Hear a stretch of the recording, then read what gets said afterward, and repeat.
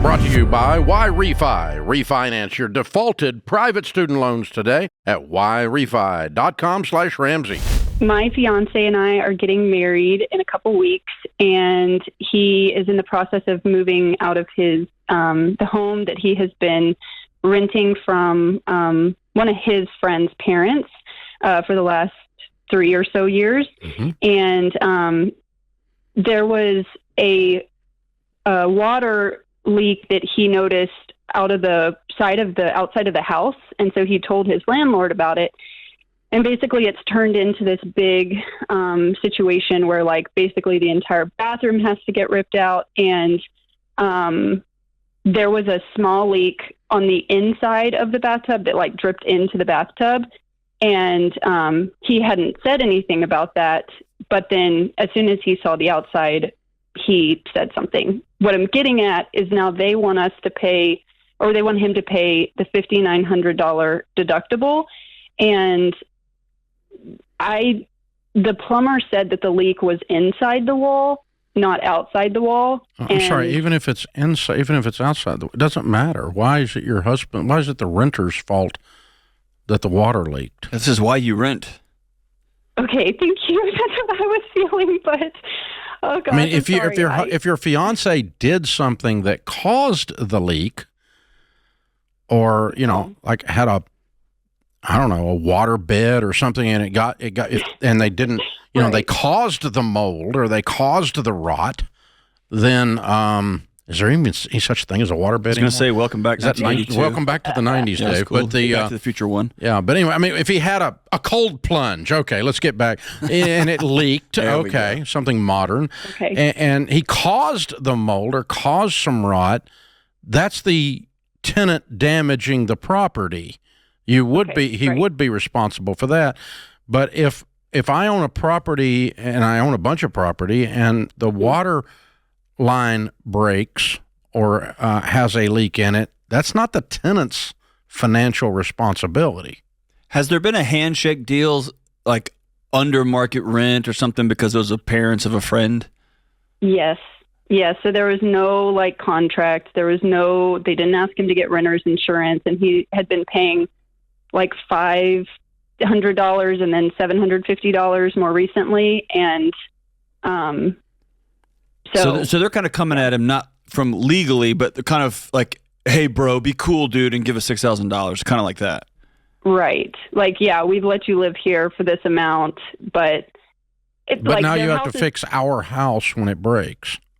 Okay, thank you. That's what I was feeling. He's just my fiance is just so wonderful, and he thought because he had seen the leak on the inside that was dripping into the tub and hadn't said something sooner that he feels he has some bit of responsibility. No, he does not. No, he does not.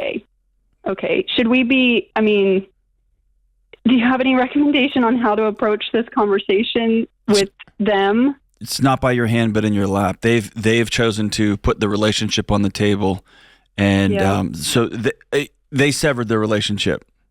And so there's not a way that you can, no matter how nicely you say what you need to say, which is no thank you, or I'm unable to pay or unwilling to pay. I'm not responsible for this. I'm a tenant. They're still going to be mad. My agreement with you did not cover me fixing your broken house because I got cheap rent.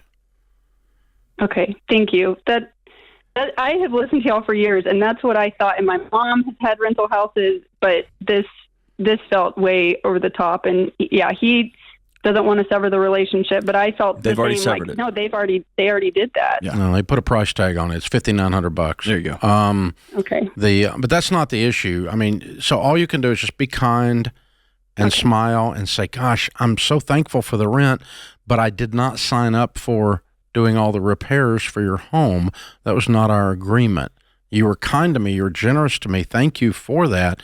But I am not. I in no time, and I'm getting married in 2 weeks. No, I can't splurge out $6,000. I don't have it, and it doesn't. And I'm not responsible for it. I'm so sorry. I hope that doesn't upset you. But if it does, then that's your decision, I guess.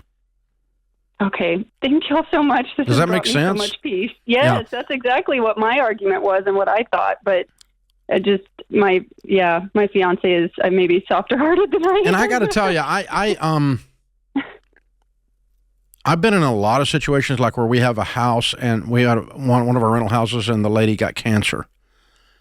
And we let them live there for free while they were, because nobody's working in the house, and it was just a horrible situation. We were able to do that because the house is debt free, but we didn't come back at the end of that and say this.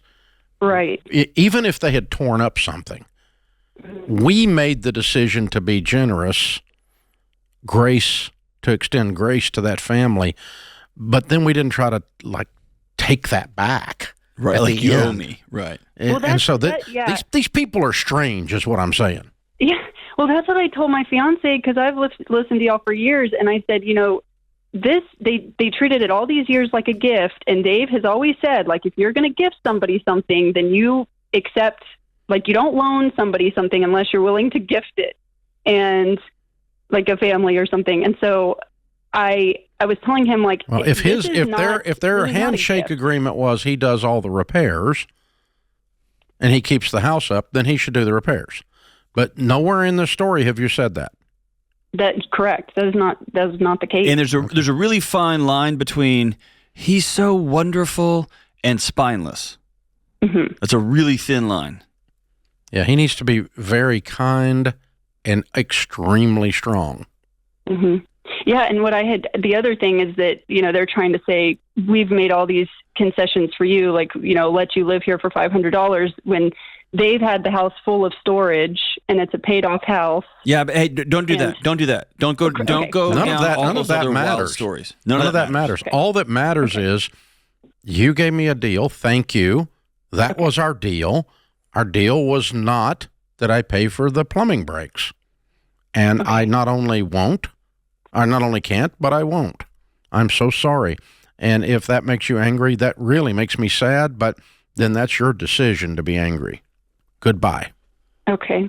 End of story. So much. But you, Catherine, don't sit there and spin up stories about, and they use storage. Correct. That is a choice for you to be miserable in the moment. Yeah, and your fiance let them store stuff. That was part of the deal because he didn't change it. Right. If that went on for more than 30 seconds, he went on with it. Mm-hmm. So that you get a deal, but I'm going to store some stuff. Okay. That if you don't object to that, then you made the deal. And going back to what Dave said earlier, I love the way he said it. He said it much more eloquently than me. They have put a price tag on this relationship, and it's about $6,000. And it's not you guys violating some sort of bro code by they hooked you up, and then if something goes wrong down the road, they're going to circle back and be like, well, you owe us now because we were nice to you, so you got to be we don't have $6,000, we're going to move on. Yeah. But they're the ones that violated the relationship. Kind of bums me out, Dave. I don't like that. I'm just trying to think. I mean, you know what the problem is. It just occurred to me. Now, the house is paid for, but these people have no money. Probably. And so they're struggling with the $6,000. And before they knew it, they got weird.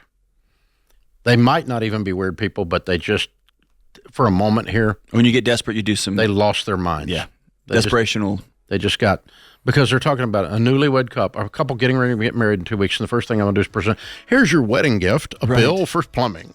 Yeah, I can imagine like a canceled. I'm going to help you with your rent, and I'm going to give you a wedding gift. A canceled check for a bill for $6,000. Yeah.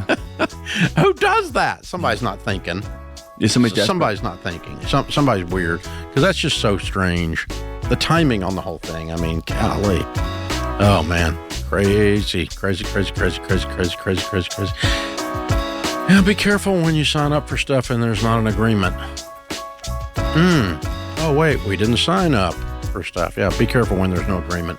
This is The Ramsey Show. Why Refi refinances delinquent private student loans for struggling borrowers. Learn more at yrefy.com/Ramsey.